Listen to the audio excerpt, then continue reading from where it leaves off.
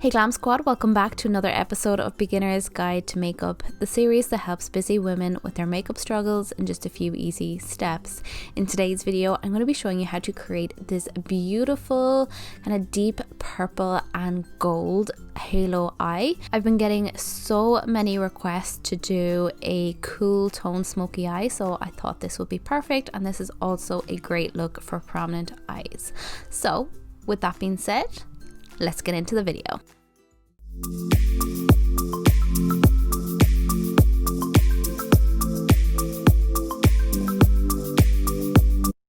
So for this lesson, you will want to grab your best cool toned eyeshadows. You're going to need a darker shade for the inner and outer corner and also a lighter color to highlight. I went with purples and golds, but you can use whatever shades that you'd like.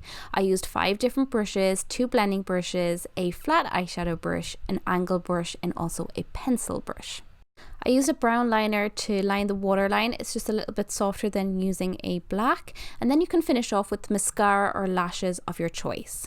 So to begin, you'll want to take your largest blending brush and hold it at the end of the handle for the least amount of pressure and control.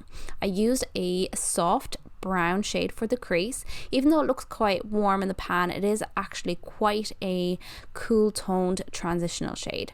So I'm just blending this back and forth across the crease of the eye. So you can go up a little bit higher up towards the brow bone. This is nice and soft. It's not going to look too harsh, and it's also going to help you later on when blending your darker shades. So don't be afraid to go up a little bit higher up towards the brow bone.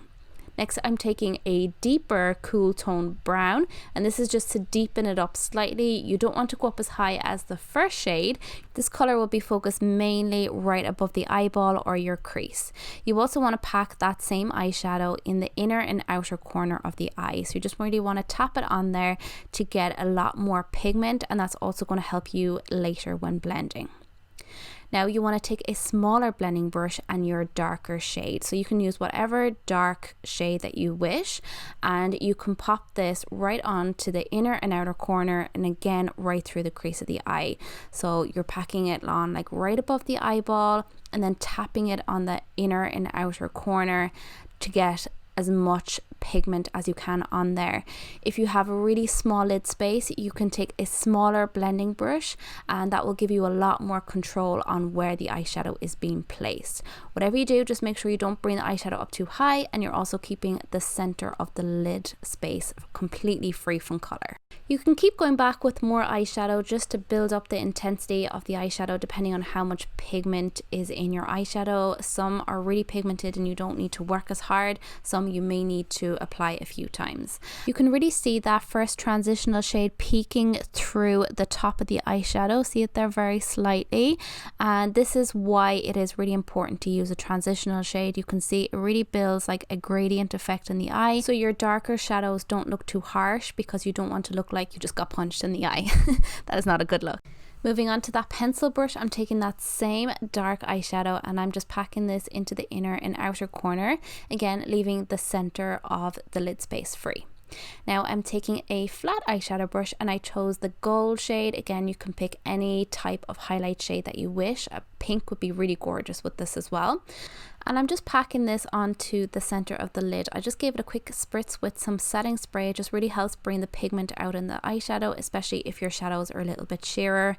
And now I'm just very softly blending out the edges of the gold so it doesn't look too harsh.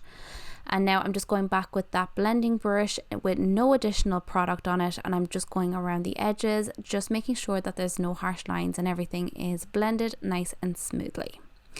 Now taking that angle brush, and I just dipped into the black eyeshadow in the palette, and I'm just very gently pressing this into the root of my lashes.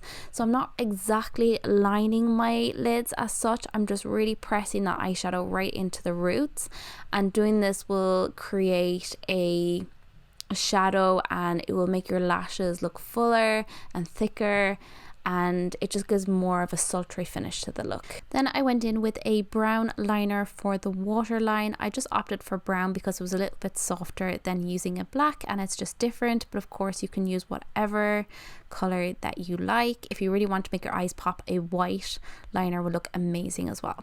And then I just finished off with some mascara and some false eyelashes, and your look is complete. I really hope you enjoyed this week's makeup lesson. If you do recreate any of my looks, be sure to tag me so I can check them out. I love seeing your creations. You guys are so amazing, and I love hearing that my tutorials are actually helping you guys out. So do tag me. I love seeing them. And also don't forget to subscribe to my channel before you leave for more videos just like this one. Leave a comment below letting me know what type of makeup lesson you'd like to see next, and I hope I get to see you in my next video. Bye.